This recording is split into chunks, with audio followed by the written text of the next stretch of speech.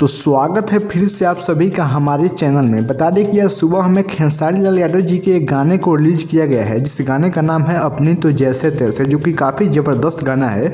इस गाने को खेसारी लाल यादव जी के सारे फैंस लोग काफ़ी दिन से इंतजार कर रहे थे कि इस गाने को कब रिलीज किया जाएगा। तो आज सुबह में इस गाने को रिलीज कर दिया गया है, फुल वीडियो सॉन्ग को रिलीज किया गया है। बता दें कि ऑडियो सॉन्ग को नहीं, डायरेक्ट फुल वीडियो सॉन्ग को आप लोग के बीच में रिलीज कर दिया गया है, जो कि काफ़ी बवाल वीडियो बना है। काफ़ी अच्छा इस गाने का वीडियो सॉन्ग को बनाया गया है।